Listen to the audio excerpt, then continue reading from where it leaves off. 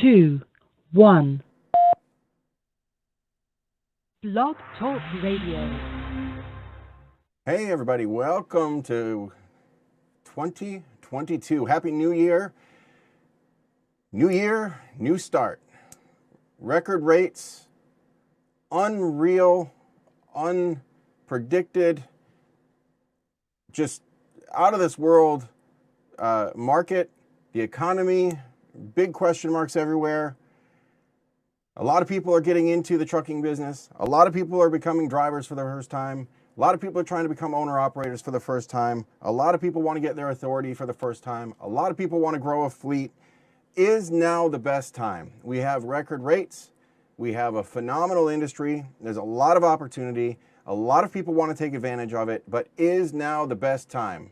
So we're going to talk about that. I haven't been live in months, I don't think, and I only went live and I've only done a few videos in the past year. It's a new year. We're going to get a new start. I've been working on doing some recordings today. I've got some new stuff coming out. I will start doing these lives, and I know I've said this before, but I will start doing these live streams more often. Got just a couple of people watching now. I'm trying to monitor YouTube and Facebook. We're live on the UDrive page, and I've got that shared in the Rates and Lanes group. I'll do my best to monitor the comments, but your best option to get a hold of us is 515-602-9667, and I see the phone number posted here is wrong, so let me see if I can update that while we wait for others to get in. I'm trying some new software. I actually wanted to go live at about 7 o'clock today, and I hit the button and nothing worked, so I'm working out the bugs. I'm trying to do some stuff where I'll be able to go live from my cell phone and still stream everywhere. So bear with me. I know it's been a while, might be a little while before some people get in, so let me try to get some of this stuff straightened out. I did a couple of test runs earlier, and it sort of worked. I see Dave is on the phones already. If anybody else has any questions or comments about this topic, is now the right time to get into the business as a driver, as an owner-operator, buy your first truck, lease to a carrier, or become a carrier, get your own authority, or grow a fleet? Is now a good time? Yes or no? Why or why not? Give us a call. I've got my opinions. I've got a few things I want to talk about as to why or why not. And I said this when I did my very first podcast, my very first show back 8 years ago. It is always a good time. It is absolutely, definitely always a good time to make moves in business. But you have to have a plan. If you don't have a plan, I think it could be extremely risky right now. And we'll talk about my opinion as to why that is. I think for most people right now, buying your first truck or getting your authority could be a big mistake. And I think for a lot of people right now, buying your first truck and getting your authority right now could be an amazing, life-changing opportunity, and it could result in huge gains in your back pocket. So let's talk about that.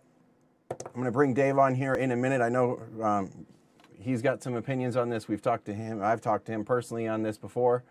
He's got some thoughts and comments.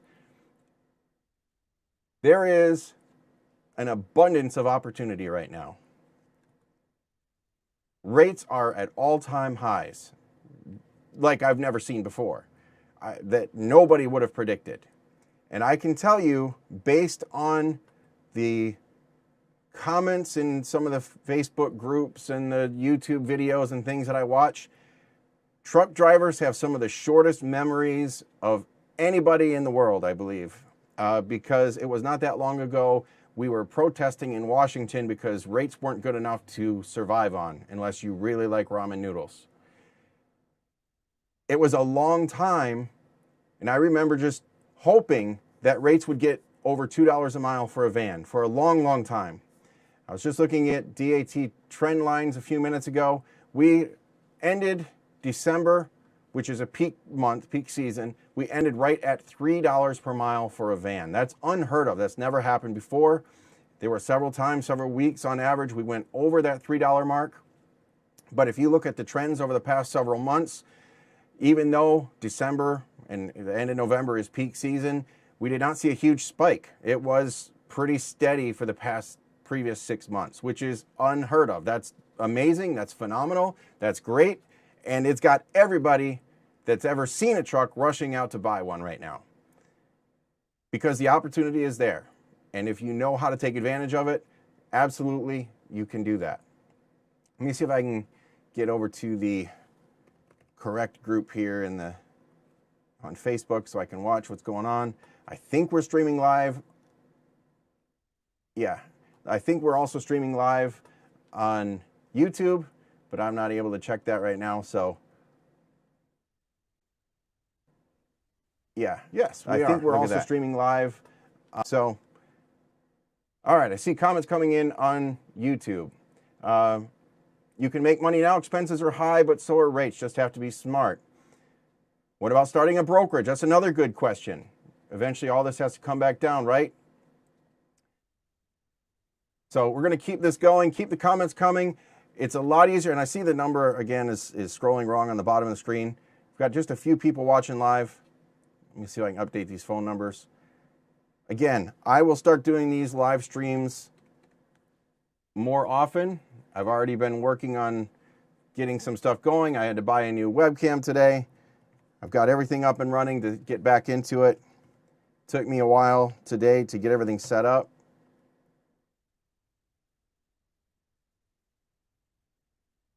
It is now the best time to become an owner-operator. Call 515-602-9667. Sorry, I have to look myself just to verify. For years, I had the same call-in number, and all of a sudden it got changed. So I typed in what I thought it was, and just before I went live, it gave me another number. So I've got to update all of my stuff here. Again, bear with me. It's been a while.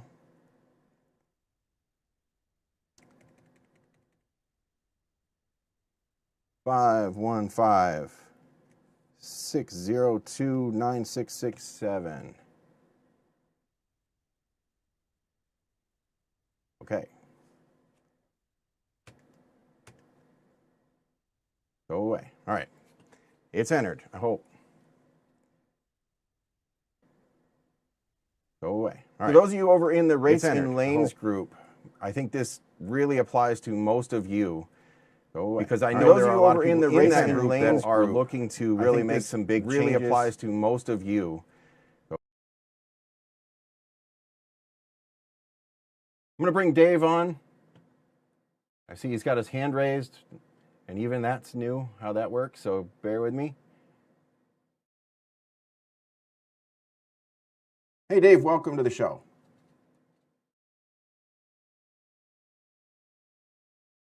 Are you there?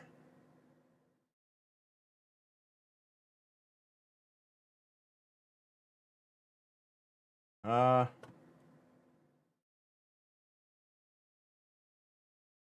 203 area code, are you there?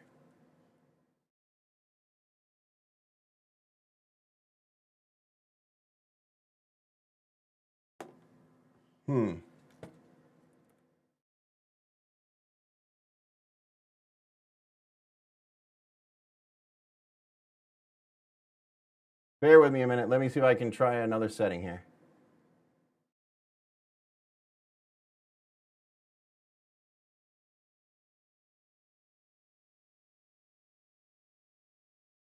Caller from the 203 area code.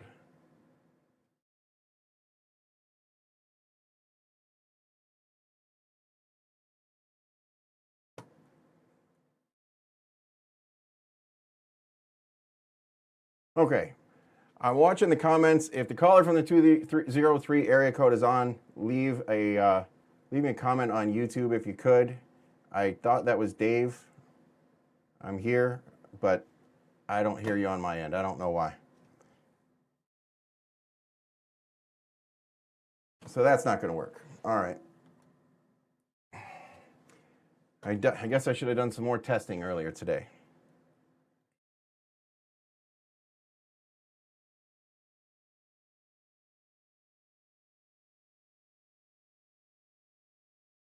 Dave, can you hear me on the phone call?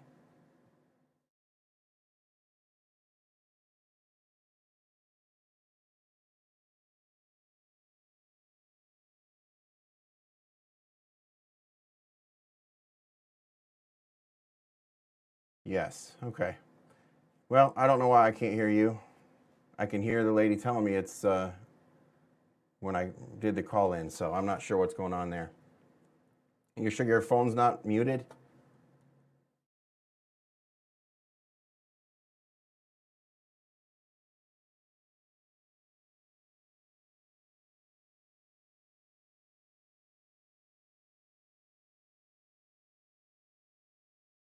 His hand is raised in the call room, but I'm not hearing anything. I can hear your cell. Can I call your cell? Yeah, give me a call over here. That'll work. I'm just going to end this.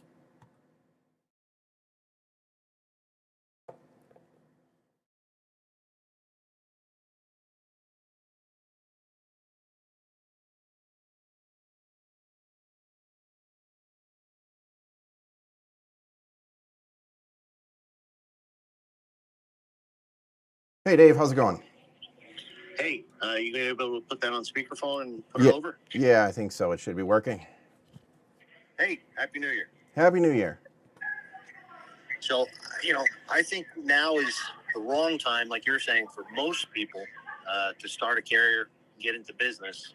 Because if you do it right, you're going to need a buttload of money, and you need to be positioned in a way that if equipment goes down for any period of time, when you get into something used, you're going to have downtime. You probably need to have 2 months worth of operational revenue to handle your business. I think that's the only way to be able to do it. Have a credit score, that you have access to capital. And most people that are going to go into business, they're going to do it with a hope and a prayer, and maybe $8,000, which in my opinion is probably not enough in this market. What do you think, Kenny? I tend to agree to a point. I think rates are good enough right now that you could cash flow your business, especially if you use quick pay fees or factoring. But of course, that is extremely expensive. That's an expensive option. So the question is, can you take advantage of it, use those, and are the numbers a positive net over whatever you're doing right now? So if you are an owner operator right now and you want to make the leap to being a driver with your own authority, if you want to factor it, can you cash flow it yourself? Can you cash flow it without increasing all of your other expenses? Okay, so you're talking a guy that already owns equipment and is at some level an owner operator, like a leased operator, versus a guy that has no equipment, wants to get into this with nothing but money in their pocket. That's what I just heard you say, right? Yeah. Ideally, if you were getting into it, if you already own your equipment, maybe it would make sense to make that move. If you do not own any equipment, now is probably the absolute worst time to get into the business. That's what I'm agreeing on, and that's what I'm saying. I think a guy that wants to get into this from the company driver position has to have a buttload of money and an understanding of repairing equipment to be in any position to start off today, buying a truck tomorrow, and thinking they'll be off and running. Absolutely. Now, starting at the bottom of the totem pole, though, if you want to get into this business as a company driver for the first time, this is a phenomenal time. Driver pay is at an all-time high. Every fleet is offering huge bonuses. And actually, right now, if you can get in the next month, right now is the absolute best time to go, because starting in February, there are a whole new set of rules on the training requirements, and you have to go through certain schools and certain avenues to get your CDL. So if you're just getting into it right now, in the next month, this could be phenomenal. After next month, I think it'd still be a good time, but you're just going to have to jump through a little bit more red tape to get there. But if you are a company driver now and you want to become an owner-operator, the opportunities are very scarce. They're slim. Unless you are willing to pay 2 to 3, maybe 4 times as much as what the equipment is actually worth right now. Even at auction prices right now, I'm seeing some of the trucks that just a year ago were going for $40,000 to $50,000 are easily going for $80,000 to $100,000 at auction. On retail, some of these companies are asking well over, for those same trucks, well over 110, 120. Some guys are out trying to dump their used old antique equipment for, $60,000, $70,000 when realistically 2 years ago it would have been a $10,000 to $15,000 truck. We're talking, 1995 era trucks that, they need paint jobs and everything. Probably well over 2 million miles on these trucks, and they're trying to get $40,000, $50,000 for them in some cases. And just a couple years ago, 15 to 20 was tops. So, and like you said, you buy one of these older trucks that is worth realistically 15 to 20,000, and immediately you need to take it directly to a shop and have them go through it, and it's probably going to be tens of thousands of dollars to get it up to snuff to where you don't have to worry about everything every time you turn the key. Yeah, and then the main concern for me with those 5-year-old trucks, I've seen it in the guys that you bring over, that emission system usually winds up being the first thing you got to take care of. As an example, I know how you feel about that shop in Pennsylvania, but just to get a diesel force cleaning through that particular shop is 2-3 months out. You can't even schedule that right away when you buy a brand new piece of equipment. You've got to have connections already. Definitely. And honestly, I don't know how important that cleaning is, but just routine maintenance, just sensors. And these are issues with brand new trucks. Whether you have a warranty on them, it could be brand new, a week old. You roll it out and you take your first load and you have a sensor go bad, which can happen on a brand new piece of equipment, even though it's under warranty. And it might take 6 to 8 weeks just to get a sensor. It might be a $40 or $50 part, and they can't get the parts. So you also have to count for potential downtime due to breakdowns, even if you have a brand new piece of equipment.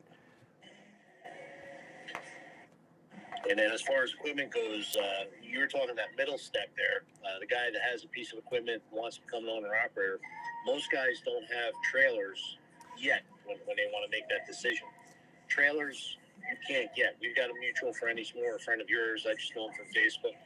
I saw him just sell a 2013 reefer for, what was it, $57,000? I don't know what he's going to get. I don't know if he's got something lined up or if he's changing gears or what, but can't even get a trailer. So, if you want to get into this business, you got to figure out where to get equipment. Now, I saw you went and bought a truck. Is that something that you're going to be talking about at some point? Yes. At Patriot Star, I just bought an International Pro Star with a Cummins engine. I would never buy the Max Force engine, but we have been exclusively an owner-operator fleet other than my own truck, the one that I drive, which I haven't really driven much in the past couple of years, but starting this year and essentially right now, we will start hiring company drivers. I have 2 trucks ready to go right now. I have a third truck, which would be an older piece of equipment that I would do as a lease purchase. So we'll take on another owner operator. I also have a box truck, which we may be putting a driver in. And I have one other potential, I could go either way, company truck or owner operator. So I could hire 5 drivers right now. And I didn't want to make this a commercial for Patriot Star, but yes, that's something that we're getting ready to do. So to me, that sounds like a man that's got a plan in a market that's super hot. The average guy can't do that. Agreed. Now, the thing is, it's super hot today, but nobody has a crystal ball, and we don't know what it's going to be like next week, the following week, or 6 months from now. What I do know is 2021 started to fall back in line with normal trends. Now, the trend line, right, was way above if you laid it over top of 2010 all the way up to 2019. And 2020 I don't even talk about because that was an anomaly with the COVID shutting things down. But 2021, laid over top of everything else, the trends actually started to look normal again. The rates were just a lot higher. But I'm starting to see indications that shippers are growing weary of paying these rates. They can't raise the prices of their products much more. It is a supply and demand issue. Rates are high because you have to get the product to market. There aren't enough trucks to do it. So supply and demand has driven the prices up. As prices go up, demand decreases because there's not as many people willing to pay, 50 cents for a package of ramen noodles when they're used to 25 cents. So now those ramen noodle eaters will stop buying ramen noodles and just go back to drinking water, which is what's happening now. And there will be less need for those ramen noodles to be shipped. So now there's less loads to be moved. And that's how the supply and demand cycle works. And I think we're starting to see that part of it equal out. However, another driving force on this is the lack of supply of trucks and parts. So there's a huge demand for trucks because we have so many loads to ship, but we can't get the trucks and trailers because of the lack of available parts, the chip shortage, the labor shortage, and so forth. So that side has not caught up. So we haven't really increased capacity that much, but I do think that demand is starting to steady out. I think we started to see that in August, September, October. Things started to settle down, and then when you got into late October, November, December into peak season, we didn't see a huge spike like I was talking about before. It didn't just typically in previous years, we would see a spike of 20 to 30 cents above average for some of this peak season stuff, above what the previous 2 months had been. We didn't see a huge spike like that. It increased a little, 5-10 cents on average, but not a significant increase like we've seen before. So what that tells us is it's starting to stabilize. Is the money starting to run out, all this stimulus money? Is the lack of labor, meaning that we don't have as many people working? Everybody's hiring. It's a really weird situation. Everybody's hiring, and our unemployment is low. Where did the people go? I've heard some people say, well, we lost 500,000 people to COVID. That's fine, but there's more than 500,000 jobs open right now. And those jobs were filled prior to COVID. Where are all the people? So I believe that we do have a lot of people that have opted out of the marketplace. We've had a lot of people that are choosing not to work for whatever reason. They're not being counted on the roster for unemployment for whatever reason. They're living on stimulus checks or whatever it is. It's a really weird dynamic that we have right now with the economy. All of that affects the supply chain because how much product will somebody buy if they're unemployed? How much product will they buy? We didn't see a huge spike at Christmas time because Christmas sales may have been lower. So we're starting to see these trends kind of stabilize and supply and demand do its job and bring the demand down because prices are so high. I can tell you I put in a bid on well over 1,000 loads for this year on approximately 100 different lanes out of North Carolina going all over the country. I put the bids in at what I needed to move them on our own trucks. Being owner-operators, knowing what our owner-operators would want, what they would ask for. And that's the bids I put in. I did not get a single one of those lanes. I got underbid on every single lane, apparently by a lot, because you would think if I was close, at least a few of those lanes would come through.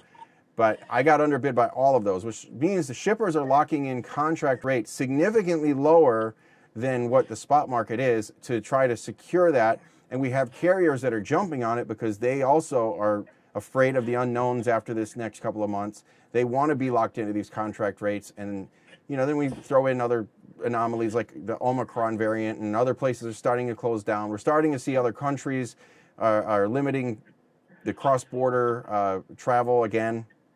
Will that have any effect on the supply chain? We know that it will, because if we don't have as many people traveling here, tourists and so forth, I live in Orlando. If we don't have as many tourists, we won't have as much demand for products because we won't have the tourists buying the stuff. Tourism in most of this country, most of major cities, here in Orlando especially, I was just up in Dollywood, East Tennessee at Christmas time. That was a huge event, but we're not seeing international travel right now. So that's cutting things down a little bit. And that's happening not just here in the U.S., but globally. So with the restriction in travel, people are doing more online ordering. People are changing their buying habits. The chip shortage and so forth is really putting a damper on not just trucks, but all products, vehicles, cell phones, computers. I told you I had to buy a new camera today. Even things as simple as cameras and graphics cards for computers and stuff are hard to come by. Everything right now is very, very difficult to obtain because everything in the system is broken. The supply chain is broken, not just at the level of trucking and the level of the ports, but at the level of the manufacturing. The whole process, everything is part of the supply chain. And I think sometimes you get zeroed in when you're part of the transportation industry, thinking the supply chain is just the trucks moving, or maybe expand that to the trucks and trains and ports. But it's the whole process from the trucks and trains and ports moving products that are already made, but as well as moving products that are raw materials to make more products. So we have both ends of it. Manufacturing is not getting what they need to build stuff because of the supply chain. So we have it on all ends. The manufacturing processes are down. So part of the reason we have a huge demand is because the supply can't keep up. Once all this equalizes, we don't know what's going to happen, but we know it's going to equalize. And what I'm seeing also is, so because rates are so high, carriers are trying to exponentially grow. There's a carrier in Florida right down the road from you, as an example, that wants to get as many owner-operators as they can. They pay 90% and then charge back on things. Reefers, as we know, 3 years ago, were probably on the low end 60 grand. I think last year maybe 80. You can't touch a brand new trailer till the third quarter of this year now, and they're probably going to be somewhere around $120,000. So carriers that are trying to exponentially grow, if they don't have the equipment already, aren't pricing that new cost into the deals that they're offering contractors to come over. Or if they grow a fleet with company trucks, how do they pay for that equipment? Well, I don't know. That particular truck, the company you're talking about, is one of the reasons that I was prompted to do this video, because they're putting out videos. They are sitting on empty trailers. They have trailers ready to go. And they are advertising that now is the greatest time to get in business. It is the greatest time for them, for you to get into business and lease to them, because they have empty trailers sitting. Yes, if you get into business, you need a trailer. But that does not mean you should pay 2 to 3 to 4 times what a truck is worth to go work for them. And the 90% it doesn't matter. 100%. There's a company that pays 100% and they back charge and so forth. In the end, it all works out to roughly the same. Most fleets pay roughly the same by the time they back charge for all the different services. So what happens is somebody will buy this, go lease to them, and then they struggle. They're way upside down on the note for their truck. If the market turns around and they're relying on this other company to survive, they will be the first in line in bankruptcy. I know a lot of people right now are going out, getting their authority, and they want to run power only. Or they want to get a box truck. Okay, so what I'm seeing now, and I just talked to a bunch of people recently doing power only, signing on with companies like Amazon. Now, Amazon a couple of years ago had some lanes were reasonably good rates, and especially at peak season. We just came out of peak season, and over the past few years, we've got a truck that runs exclusively Amazon type freight, and over the past few years, peak season was phenomenal. I can tell you peak season with them this year was a flop. It was about average with everything else. It was just whatever, no big deal. Reason being, everybody's going out getting a truck, but they cannot get trailers, so they're signing onto these power-only fleets, and they're out running for $1 a mile. When, again, $3 a mile for a van is the average, and I think there's a lot of people running for well above that right now. But if you don't have a trailer, you can't take advantage, and you're relying on all these other companies to supply the trailer. A box truck is another situation. There is little to no work for a box truck. There are a handful of people making it work. They've got some relationships, maybe they've got some direct customers. I personally, on our broker side, I hire box trucks all the time. And I pay them cheap, because if they can only haul half of what a full 53 truckload will haul, I only expect to pay them half of that rate. I'm sorry, but that's how it works. If you can only move half the product, you only get paid half the rate. Now, a lot of my loads are LTL, so that makes sense for a box truck, but when they call and I'm negotiating with them and they ask for full truckload rates, I can say, look, it's only 4 pallets, four pieces of equipment, whatever. It's going to take up 12 feet of space in your truck or less. Oh, well, I only have a 26-foot truck. Well, that's not my problem. I will call somebody that's got a 53-foot truck and they can put 4 other loads with this and make it double the rate of what a normal truckload rate would be on that lane, and they're going to be happy. But if you can only haul that one piece of that full truckload, you're not going to make it with a box truck. And that's what's happening with box trucks. You got to remember that box trucks, especially I'm talking like 26-foot trucks that you'd see rented from Penske or something like that, something in that neighborhood. They're under the 26,000 pound rule. So there are a lot of people that are getting in because they think, well, I don't have to worry about the drug testing. I don't have to run logs.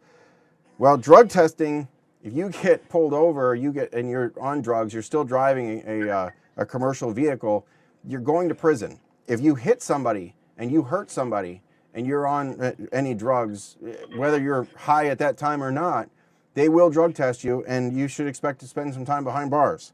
So yeah, you don't have to comply with the drug testing regulation, but you still have to comply with driving safely. A lot of these are non-CDL, but if it's over 10,000 pounds, you still have to pass a medical. You still have to have a medical certificate. And if it's over 10,000 pounds, you're still supposed to run an ELD. And I have talked to countless box truck drivers that are doing coast-to-coast work that are not using ELDs. They're not running logs at all. And they're just... Heck, they're not even registered correctly. They may be intrastate running Georgia, Florida, and everything else. Well, there's no registration requirements. They don't have to necessarily have an MC number because they're not over the 26,000 pounds. So they're not running the ELDs.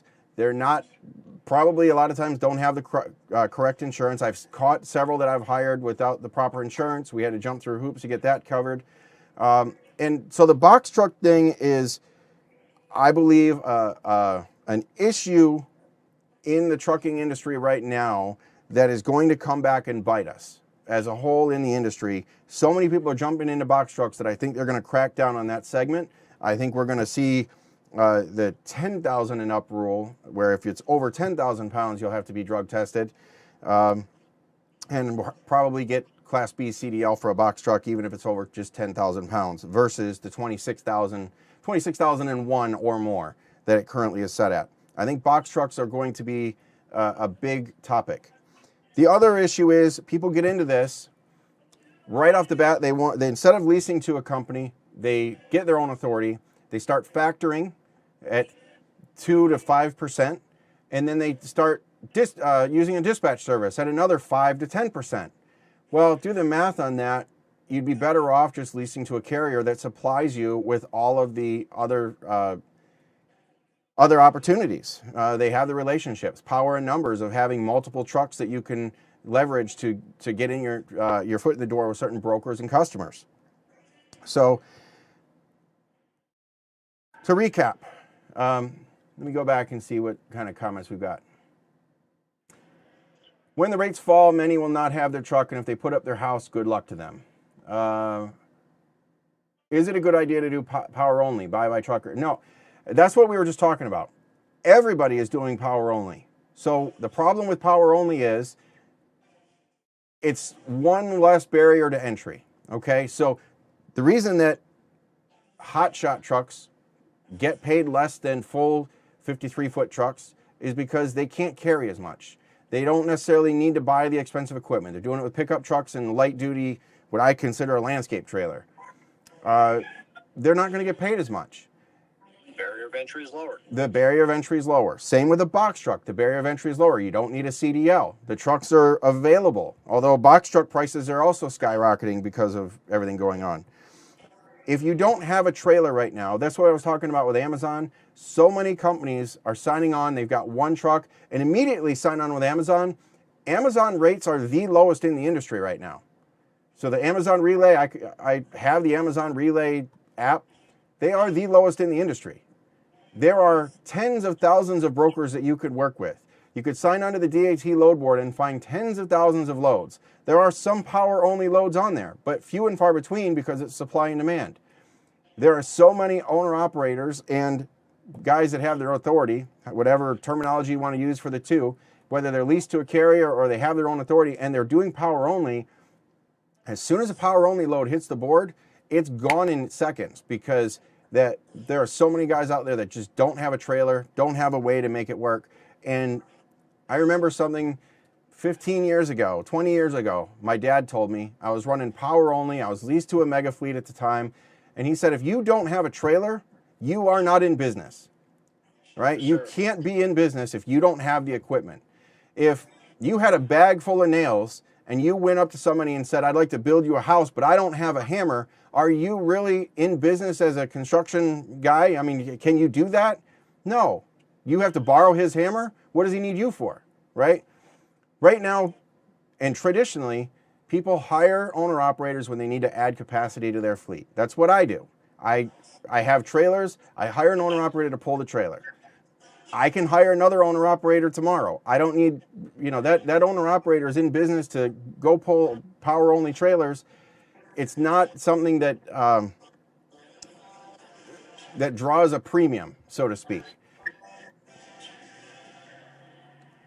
So is it a good idea to do power only? It's possible, but is it a good idea? It's not the best idea. No. I would not advise anybody that does not have a truck and trailer to go out and start on their own right now. When rates fall, many will not have their truck, and if they put up their house, good luck to them.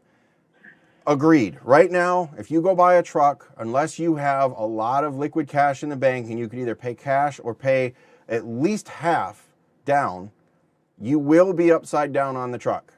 Guaranteed. I don't know how anybody is getting a truck financed right now.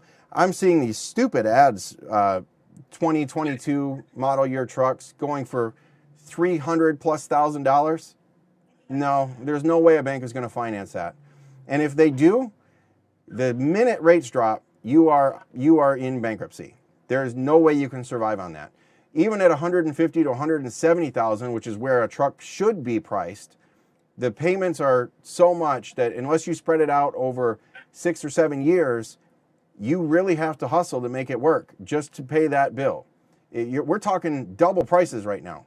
$250,000 to $300,000 for a truck. You cannot make it work. Rates are at $3 a mile, and I'm just looking at van rates. $3 a mile for van. I think we're right in line with that with a flatbed. $370 something for reefer. Rates will drop, and I expect that when all this happens, we're going to see vans back below $2 a mile. Everybody tells me that there's no way that could ever happen. I'm telling you that could happen next week. All they got to do is shut a few industries down again like they did in early 2020. You won't be able to make your truck payment. It's not going to happen. Yeah, I mean, they just got to shut down things like they did in COVID. COVID, in a matter of a week or two, rates went from $1.60 to $1 a mile. And it only took 90 days for all that capacity to disappear. Now, that being said, somebody that wants to get into this business, another option would be like a Lone Mountain, because they've got equipment coming in. But Lone Mountain, if you're familiar with that model, the down payment on a truck used to be about $16,000. You can't touch a truck. I don't know what they've got coming in for inventory here in the next 90 days, but it's like $35,000 down to get into one of those. It's a lease purchase, any way you look at it. It's 4 years leased, and then the last year pays for the truck. That's what I'm saying. If you want to get into a brand new piece of equipment, and you're still going to have problems if you're unlucky, maintenance wise and stuff like that. Granted, you have warranty and stuff like that. That's $30,000 down to get into the game. What do you feel about that, Kenny? If you have that kind of money to put down, then why are you going through a leasing company? And the only reason that you would do that is because they're the only ones that have trucks. And then why are they the only ones that have trucks? Because it's a really bad deal. And nobody that has the ability to get it any other way would do it. So just be careful with that. I mean, I would say that Lone Mountain, by and large, is one of the better companies to get a truck, do a lease purchase through. But it's still risky. It's still high interest if you calculate it out that way. It's still, they still have a lot of control over your equipment. So it's very difficult to go through any third-party leasing company it's, you know, it's definitely not the same as buying a truck, you know, traditionally through a bank or just paying cash for a truck. And honestly, if you could come up with $30,000 right now, there are other opportunities out there for you. And I probably wouldn't be getting into the trucking business right now. I would be looking at other things. Let me circle back to this question here. Starting a brokerage might be a good idea if you understand sales. Whenever rates get high, people start thinking that, it's kind of funny. When rates get high, people think brokers are making a killing. When rates get low, people think it's because brokers are making a killing. I can tell you, and Dave, when you were leased to us, we had you here in the office making sales calls. It's not that easy. It's not easy to land customers. It's not easy. I told you, I bid with a customer 1,000 loads roughly, give or take. I didn't get any of those. I could have bid all of them cheaper and I would have lost money on most of them. There's no way that I could, at least given the current market, there's no way that I'd be able to move any of those loads if I had bid them cheaper. They would have to go on my own trucks. And as an all-owner operator fleet, I can't force my owner operators to take it. They're going to go out and find something else. That's actually one of the reasons why I'm trying to get stability with bringing on company drivers. Not to haul cheap freight, so to speak, but to have the control to try to service direct customers so that I have a little bit of leverage with this ever-changing market.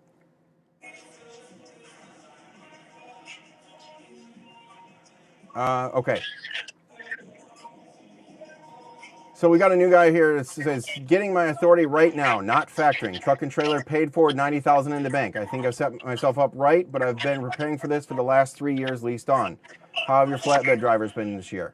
I can tell you that right now I don't have any flatbed drivers. I've got a flatbed and a step deck ready to go if anybody wants to lease on. But our flatbed drivers went solo, got their own authority, or leased to other carriers that are specific to that. However, flatbed guys actually, if right now I had my choice, and I have a choice. I've got a reefer, I've got a van, and I've got a flatbed and a step deck sitting right now, right? Right now, I would go take the van out before I took the flatbed out. Flatbed drivers are doing well, but van drivers doing about the same, and you don't have any work, right? You don't have to strap it, you don't have to tarp it. You put stuff in, you close the doors. This is one of the rare times over the past 6 months or so that I have seen flatbed rates right on par with van rates. So I actually have a reefer guy that is looking, the reefer rates are phenomenal, but he's looking to sell his reefer and get into flatbed or van. And he would take van also right now, given the current market. The only reason that if I was looking to buy a trailer right now and I was going to have one trailer, why I would pick a flatbed over a van right now. Now, mind you, I have them all sitting out there right now in my lot. I could go get under any one. If I had to get any one, I would probably take the van out.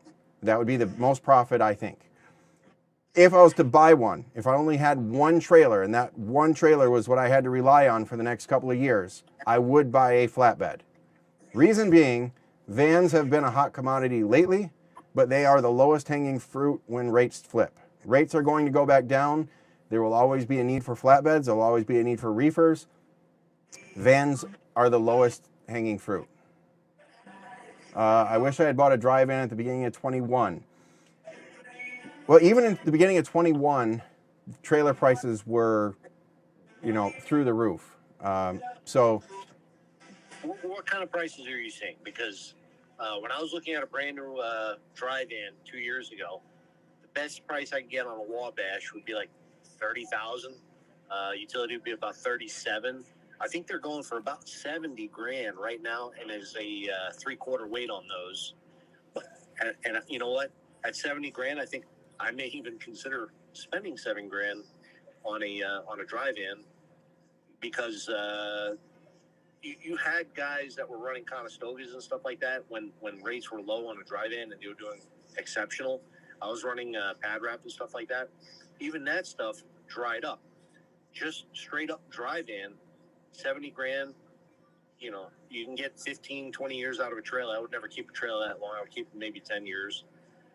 At 70 grand, it might make sense. I don't know. 2019, you could get some of the lower end trailers like a Stoughton in the 28,000, Wabash in the 30,000, utility 30 to 32,000. So that was 2019 prices. We're seeing that about 50 to 60,000 right now. So it's about double, 55, 60. And that is the only reason that it's not exponentially higher. So 2018s and 19 model year trailers are going for about the same prices if you went down to a dealer right now and put in a deposit on a new one.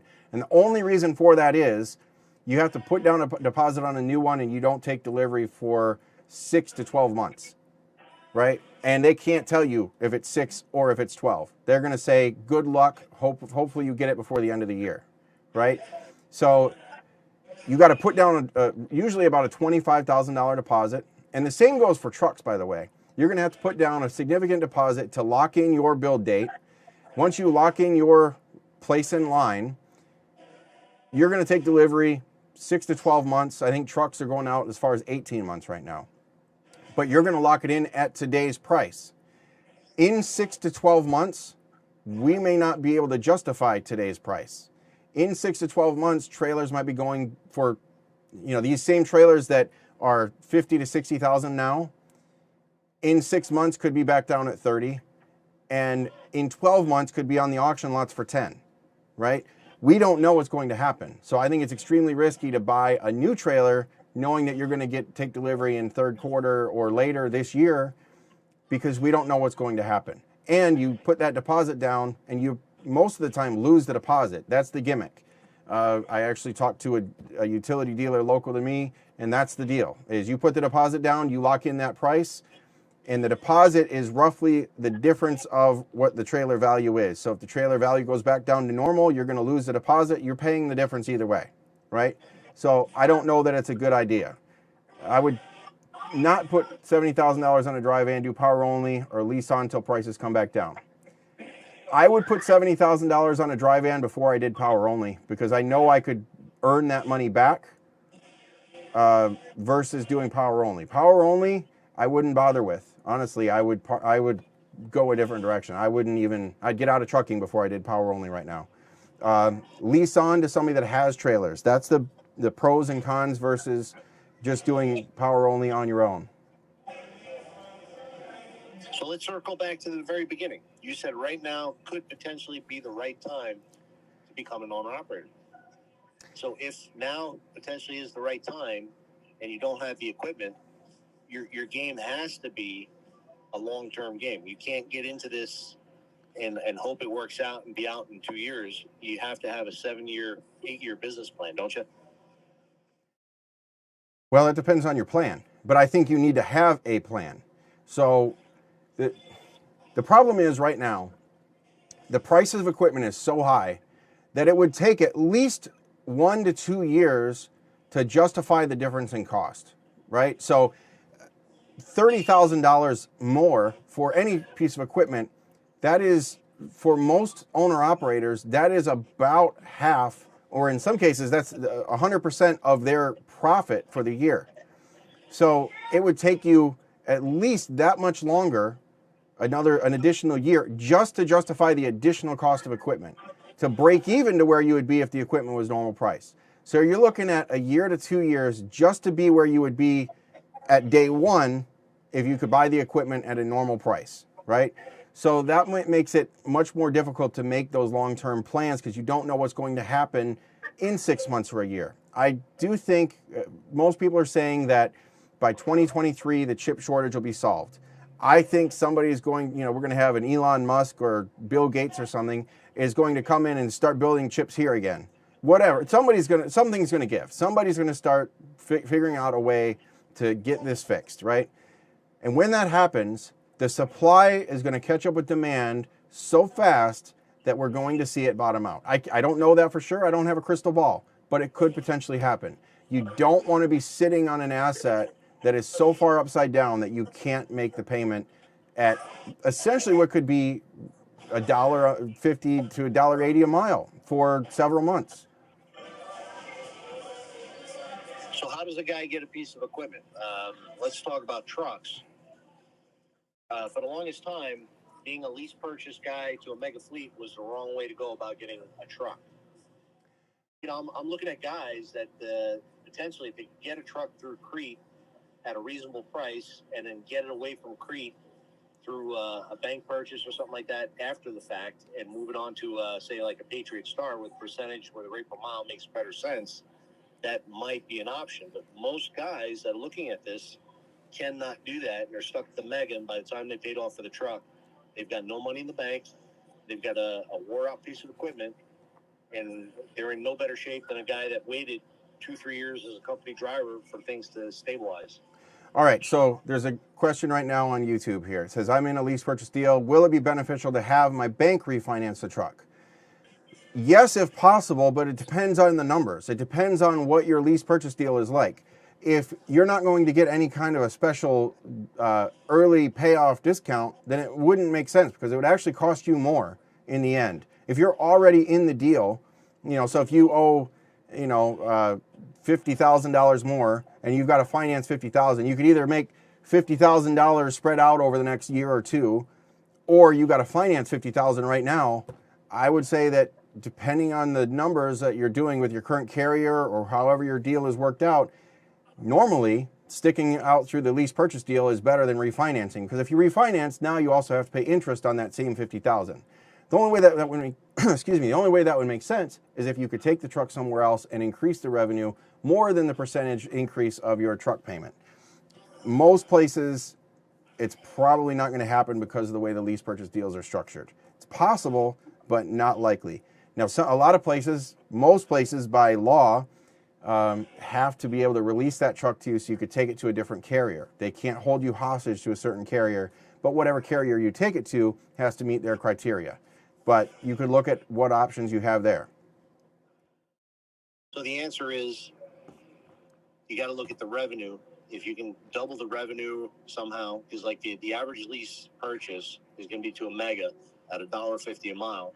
If you can figure out how to refinance that where the refinance numbers aren't, sky high, and you can double your revenue somehow, that's the answer, right?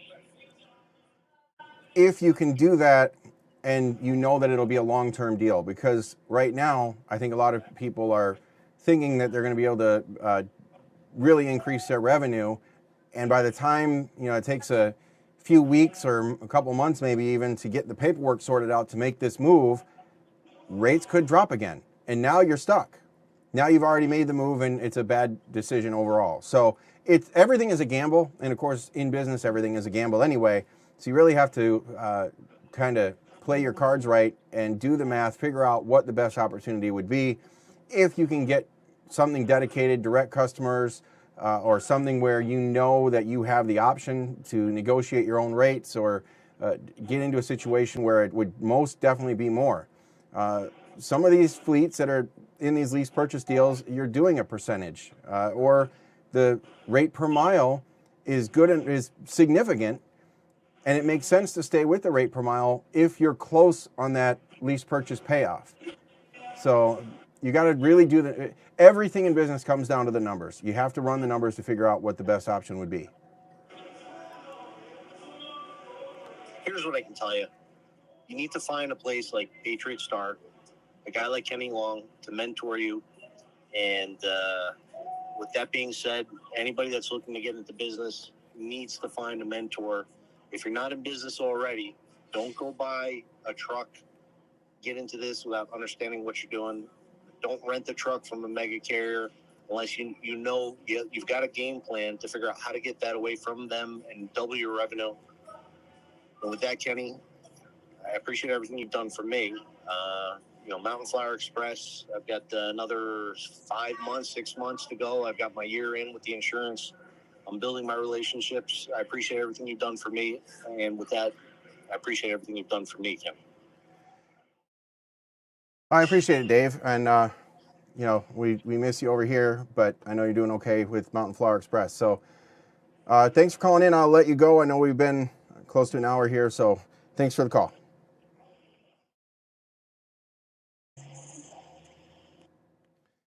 All right. So I just want to recap here. Is it a good time to become a new driver in the trucking business? Is it a good time to buy your first truck, become an owner-operator? If you already own a truck, is it a good time to get your own authority? So let me just go down the pros and cons of all of the above. Become a new driver. You want to get into the industry for the very first time. New driver. Absolutely yes. The sooner the better. If you can get in before the new rules take effect in February, absolutely. Even after the February 7th training rules kick in, it might be a little bit more difficult, but absolutely get in on it. The rates right now are phenomenal. The carriers are passing that on. New drivers used to be making, sub 40 cents a mile. Now they're making 50, 60, sometimes upwards of almost 70 cents a mile, 65, 67, with benefits, plus bonuses, 5, 10. I've seen one carrier offering a $20,000 sign-on bonus. They'll put you through the schools. Absolutely, now is a perfect time. I would not hesitate if you've ever considered getting into the business as a driver to go work for a company. Definitely yes, no questions asked. I can't think of any negatives other than what is always a negative. It's going to be time away from home. COVID has got some new restrictions. You can't go into certain places. There, porta potties outside. That's just kind of the trucker life. If you can deal with that, you're going to have to deal with that either way. But absolutely now is the time to get in on this if you are a new driver. If you are currently a driver, working as a company driver, and you're thinking about buying a truck, if you can get the right deal, it has to be the right deal. There are very few and far between of the right deals right now, okay? So most new owner-operators want to get into that so they can drive the truck they want, and they can drive as fast as they want. They can go where they want. All that is very well and fine, but go into it with the business mindset.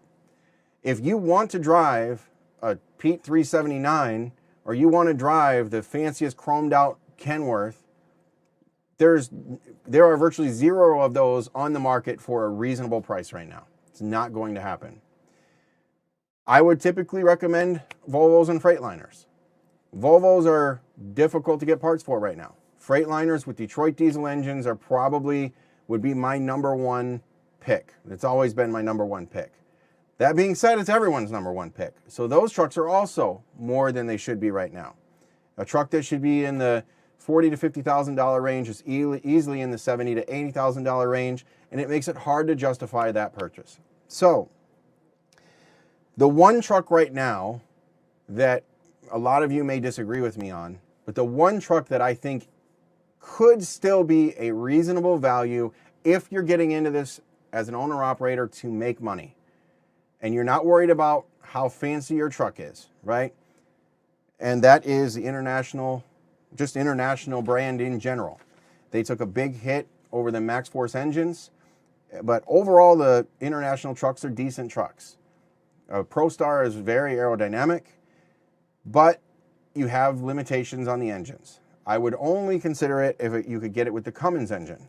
Now, Cummins engines can be on the higher end of cost to maintain. You need some shorter oil change intervals.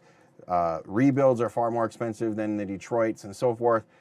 But if you can find one with reasonable mileage, with ProStar, maybe even a Lone Star if you really want the classic, freight train look, and you can get it with a Cummins engine, decent rear ends, transmission, right now that would probably be what I'd be looking at if I was just for the first time becoming an owner-operator. But again, even those are priced higher than they should be. Be very careful on trucks that are deleted. I'm seeing a lot of trucks, a substantial number of trucks that are deleted. And just the sheer number of deleted emissions on these trucks tells me that eventually the EPA is going to crack down on it. There are too many to get away with it. They're cracking down on the shops. A lot of shops, Pittsburgh Power has seen huge fines. PDI has seen huge fines. These performance shops that are doing deletes or doing tunes that override some of these emissions rules, they have been hit. And it'll just be a matter of time before they figure out a way to start going after the individual drivers. And there are so many now that it makes sense. If there was just one or two, it wouldn't be cost efficient for them to do it. but it's a money grab for them. They could easily start fining owner-operators for having deleted trucks, and the fleets that they're leased to. Don't forget, the fleets that they're leased to could be held responsible as well. So be very, very careful with deleted trucks or altered emissions or engine swaps. That's another thing that's happening right now. Gliders they can no longer make gliders, so people are doing engine swaps with other trucks and so forth. Be careful with that stuff. If you get one of those, just know that you've got a red flag on your back, right? Just be careful. An owner-operator, you're going to have the freedom to do what you need to do, but you got to run it like a business. It's going to take a lot of money. You're going to get a lot more money than a company driver, but you are going to spend a lot more as well. It's not uncommon for a first-year owner-operator to actually earn less than a company driver. There are so many startup expenses by the time you buy the truck, by the time you do all the initial maintenance, especially a used truck, you will need to do things to it. You know, you're going to want to do a lot of prep work before you take it out on the road. Run it through a shop. Do things like Dave was talking about, the diesel force cleaning.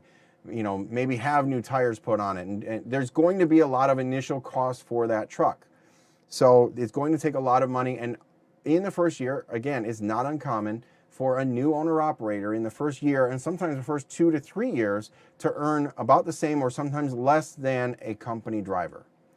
Rates are really good right now, but factor in downtime as a cost. If you can't get a $40 NOx sensor, well, it used to be $40, now they're going upwards of $250 to $300, but if you can't get that little sensor because they're back ordered for 4 to 6 weeks, that could potentially be 4 to 6 weeks that you're sitting on the sidelines while all this money passes you by. Be prepared for that. You're also going to take on the responsibility, not just as a driver, but now as the company owner. Even if you're leased to a carrier, you own a company. Now, you don't own a trucking company. Don't be confused with that. You do not own a trucking company. You own a truck leasing company. You are in the business of leasing trucks to carriers that need that additional capacity. So those carriers will lease that truck from you because they need it to pull their trailers to service their customers. But you take on the responsibility of making sure things like the emissions are done correctly and like the maintenance is done correctly. Now, the carrier takes on a lot of the safety responsibilities from you, but they're going to pass all that cost on to you. They will tell you, you have to have the service done in certain intervals. You have to have inspections done. You have to make sure your tires are no less than this, even though their standards as a carrier might be higher than the minimums for FMCSA regulations. Truck replacement costs. This is something that I wanted to talk about with Dave. Truck replacement. Right now, huge problem with something that's got one truck. If you damage that truck, you are out of business because you can't get trucks right now. You cannot get that truck replaced. And if you do find a truck, it's going to cost you double what your current truck is worth. So if you bought a truck in 2016, 17, 18, 19, and you're still making payments on it. I know that I know drivers that have a major engine problem. They're still, 2 years left on the note for their lease purchase truck or something like that. And now they've got this huge bill to pay. They're upside down and they are out of business. They can't replace the truck. You can't get the engine parts right now. I know a friend of mine has got a Volvo that's been in the shop for several months. He actually went and got a company driver job again because you can't get the truck parts. You can't get it fixed. Even if you want to, even if you have the money, you can't get it fixed. The parts aren't there. They're not available. If you order them, it takes weeks or months just to get the parts. Then they can start working on it. I had a trailer down for some pretty major repairs, but typically it would be about a 2-week turnaround to have it done. This trailer went down in October. I'm hoping I can pick it up sometime next week. So we're looking at a full 3 months on what used to be about a 2 to 3 week repair. Insurance costs are exponentially higher than they used to be. Insurance is going up. When I started doing this show back in when I started helping people get their authority back 2010, 2011, 2012, it'd be about $7,500 a year on the high end for a new carrier. Now, I'm seeing quotes of $50,000 to $60,000 a year for one truck.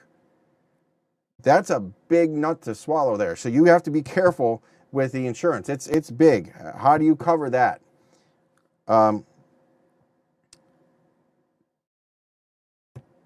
Getting your authority. Let's move on to that. Insurance, again, exponentially higher. As an owner-operator, your physical damage and so forth is going to be high, but when you get your authority, it's going to be a lot higher.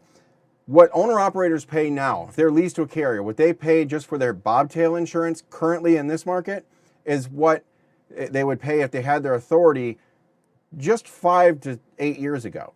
5 to 8 years ago, you could have your authority for what it costs for bobtail insurance, but now that, you know, $5,000 to $7,000 that you might be paying annually for bobtail insurance, that is just your down payment for a new policy to get your authority. You're looking at $50,000. I know Dave just got his authority. He was at low 20s to get his started, and that's not unheard of. Depending, and there's so many different variables: your driving record, your experience, your location, your garage location, your office, so forth. You know, you could move across state lines, across county lines, just across the street, and your rates could just change by thousands of dollars. Literally, my office was 3 miles away. I moved 3 miles, and it happened across a county line to where I'm at now, and my rates dropped about $1,000 a year per truck. Just because I moved, I'm in the same town, I moved to the other side of the county line, I guess, and it dropped that much. With your authority, you take on massive responsibility. I don't care if you're an LLC, I don't care if you're incorporated, none of that will matter. I don't care how good your insurance is, none of that will matter. If you are the driver, you own the truck, you are the dispatcher, you are doing all of the above, there's only one person for them to sue if you cause an accident, and it's you. They will sue your company, they will sue your corporation or LLC, they will sue your insurance company to get every dime they have, and then they'll go above and beyond and sue you personally because you are also the driver. Not to mention this driver in Colorado that had to deal with a 110-year prison sentence. Now, I know that was reduced to 10 years, but he still had to fight that. It was just pure luck that it got reduced. Then with a new authority, you have the issue of brokers and customers that may not work with you in the beginning. It can take 30, 60, 90 days. Some of the brokers want a full year in business before they'll work with you. And then, of course, you still have the face with hard-to-get equipment, trucks, trailers. Being in a fleet now, if you were leased to us, if your trailer went in the shop, we have other trailers available. If your truck went in the shop, I actually have other trucks I could put you in. You know, we could figure something out. But if you go completely independent and you have problems, there is no solution. You can't get trucks. You can't get trailers right now. You can't lease a truck from Penske, rent a truck short term for a week while your truck's in the shop. They're just not available. So those are the things you have to think about. Now, should you do it? Definitely. All of those things to tell you why you shouldn't do it, and should you do it? Absolutely. But first, you need to have a plan. You need to know who your customers are. You need to know what is the need for you. A lot of people are getting into this thinking that, great, they're going to go make a lot of money. Why? Who's going to hire you? They buy a box truck, and then they wonder why they can't find work. Well, do some research before you buy that equipment. Do some research before you get your authority. Who will you work for? What brokers will work with you? What shippers will load you with that type of equipment? Somebody was asking, should I get a flatbed or should I get a van? Well, that depends. Right now, van rates are great. And if you had them already, like we do here, you know, during the pandemic when everything shut down in early 2020, we had several flatbeds. They all parked it and jumped under my reefer trailers because reefer was booming. And for a few weeks, there was almost zero flatbed freight. So our guys jumped in and started pulling reefers and stayed busy for a few weeks. We had that ability. What will you do if you go on your own and something happens? You lose that truck or trailer. And it doesn't have to be your fault. What if somebody hits you? It's an accident, somebody else hits you and damages that truck beyond repair. What will you do? How will you recover from that? Have a plan. With that, For those of you that joined me, I know we only had a few on tonight. Weird timing. I didn't announce it. This was kind of a test run because I've got some new equipment, new camera, new software I'm trying to use. Spent like almost 3 hours trying to get it all set up. I was going to go live at 7 o'clock. That didn't happen. I did a little test at a little after 7. I couldn't get the sound to work. Apparently, I can't get the phones to work, so I've still got to work out some bugs. But going forward, I am going to start doing these on a regular basis. I am going to be, Elizabeth and I together are going to be a guest on another podcast for tomorrow. And on Tuesday, I plan on going live again here. We're going to talk about starting your business plan.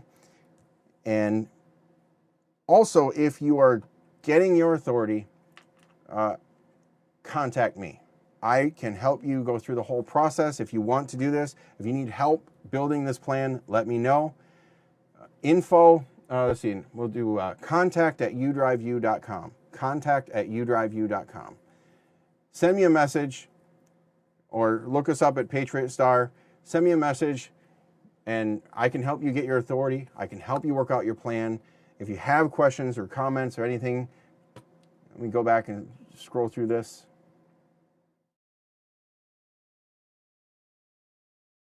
I'm going to answer just a couple of questions here, and then we'll wrap this up.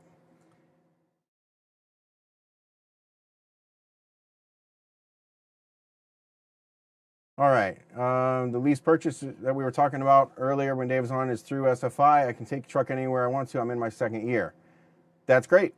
If you can take your truck, look for an opportunity somewhere else. SFI, if you are on their, the choice program, is not bad.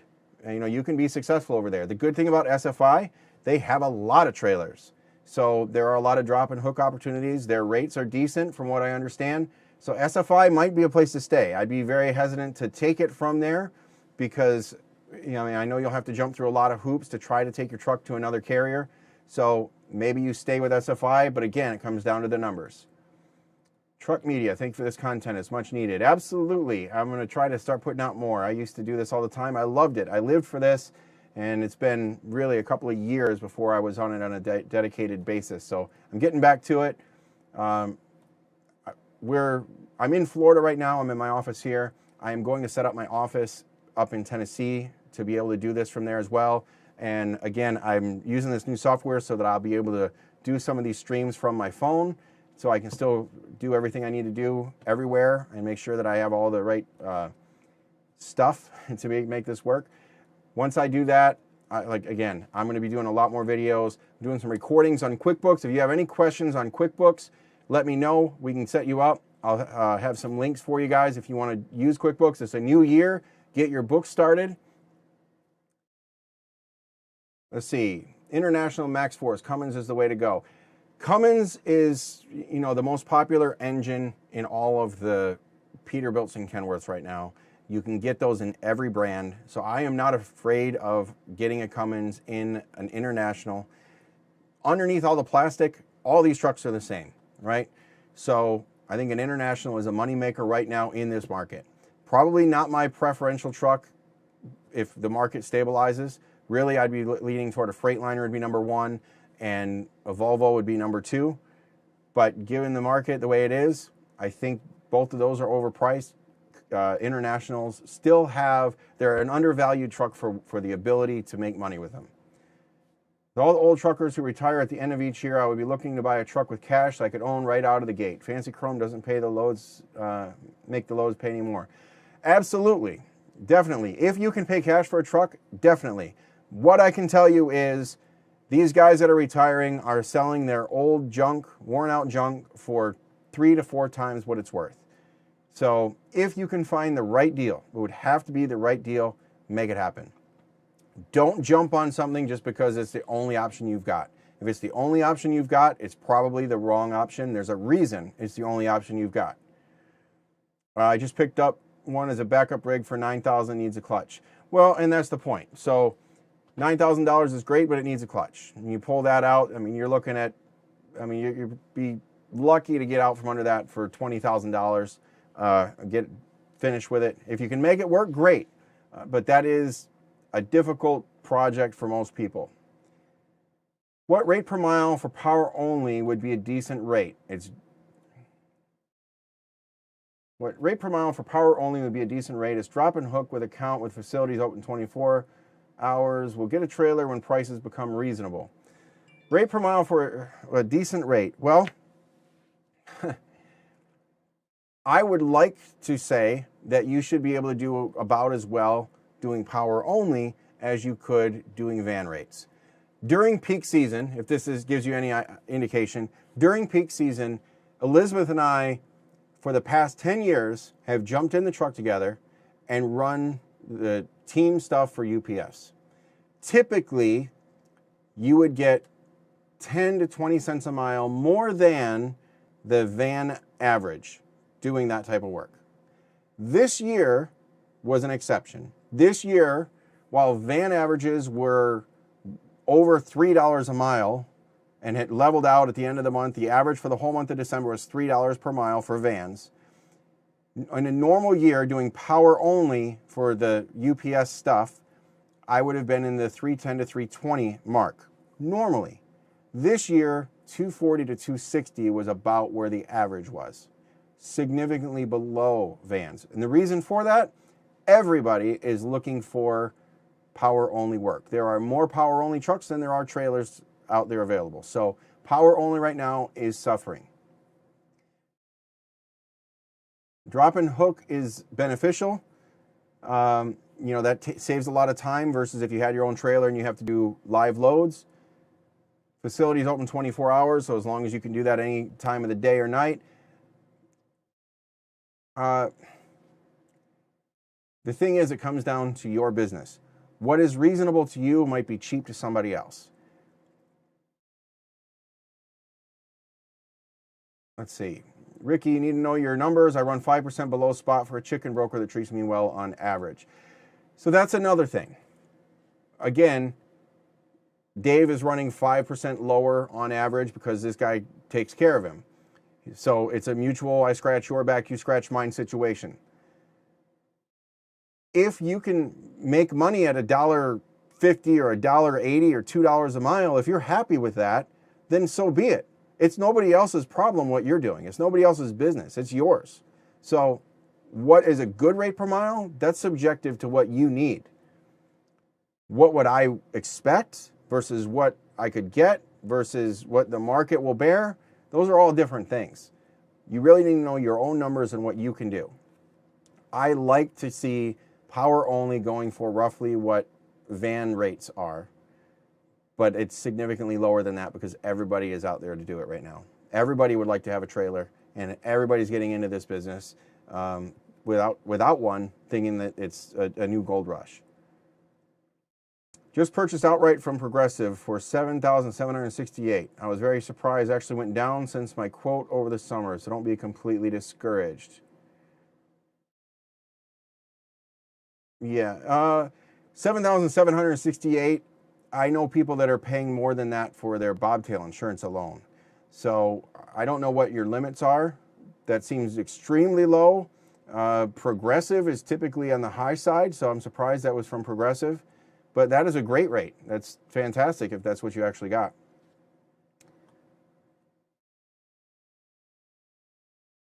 I'd love to hear more about owning trailers and leasing on owner-operators.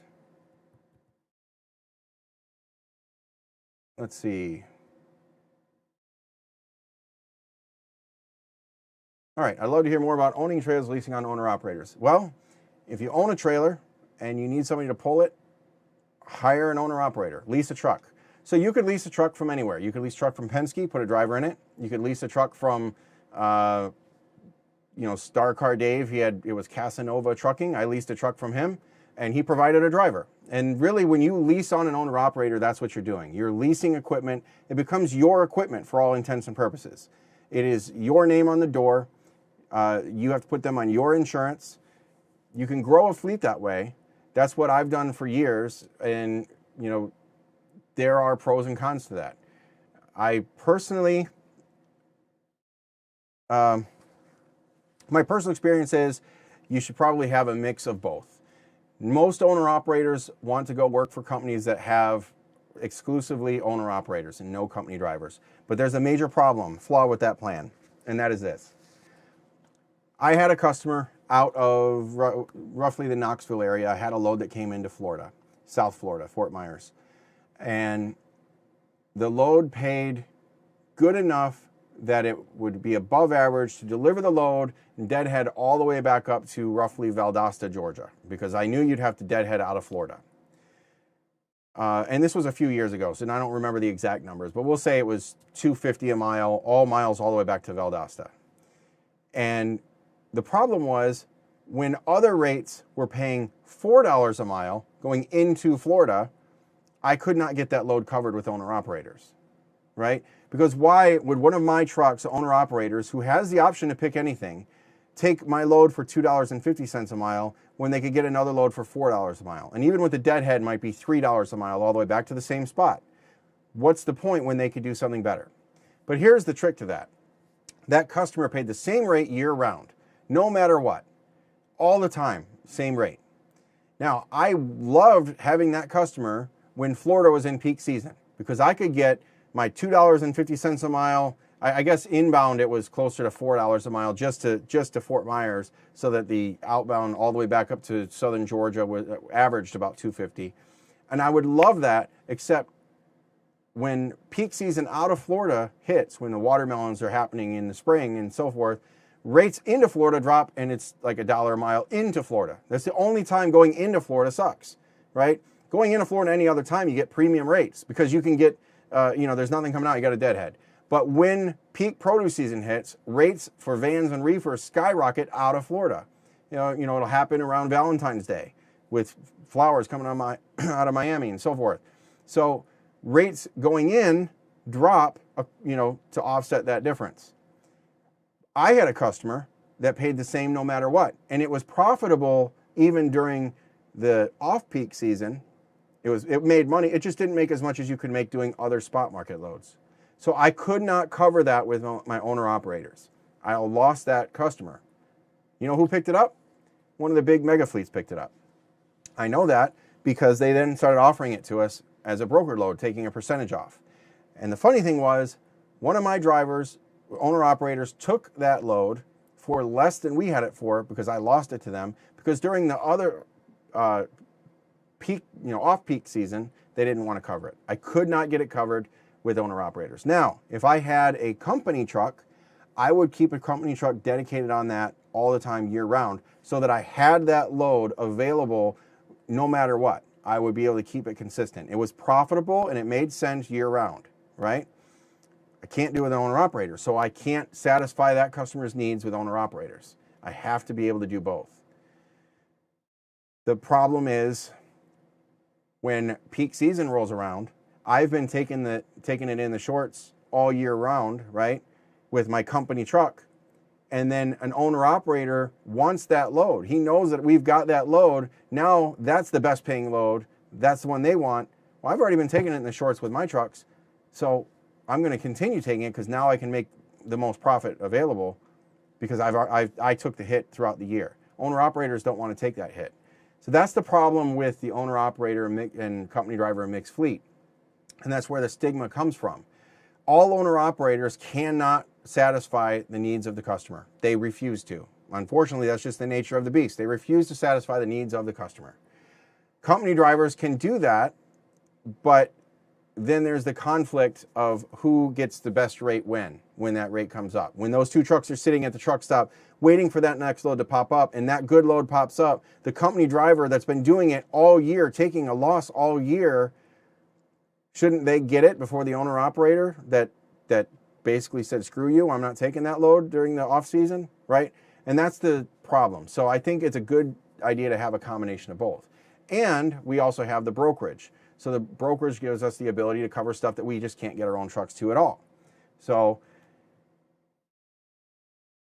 I'd love to hear more about owning trailers and leasing on owner-operators. There's pros and cons to that. I hope that answers your question. Anyway, all right.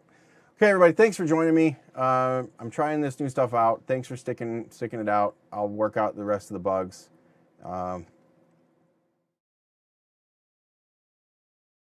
If you have any questions, again, shoot me a message. You can find me on Facebook, Kenny Long. I'm in the Rates and Lanes group. Those are good places to start discussions. Or send me a message, PM on Facebook. Or you can email me, contact@udriveu.com. Or you can call us at the office, 855-577-4669. If you want to get your authority started, I can help you with that. If you want to build a plan to move forward with whatever part of the industry you're in, I can help you with that. If you want to lease on, I've got 2 reefer trailers available, 1 van available now. Well, it will be this week when I go pick it up out of the shop.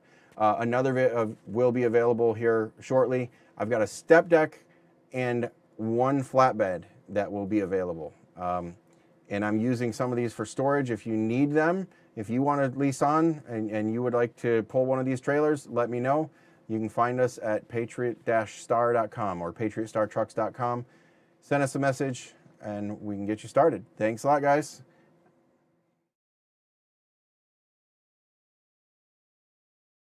Now I have to figure out how to turn this new software off because it just keeps going.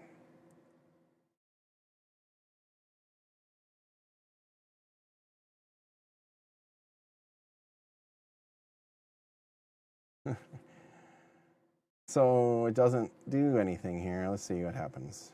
It's completely locked up.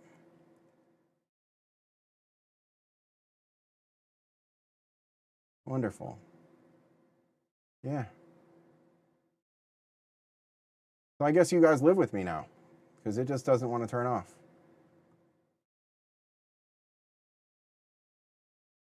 Let's see if I can. No.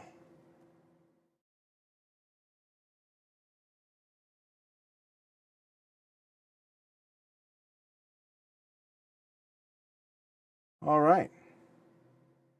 Well, I would love to say goodnight, but even the Control-Alt-Delete trick doesn't work. This is crazy. There we go. Let's see. All right. I think I got it, guys. Have a good night.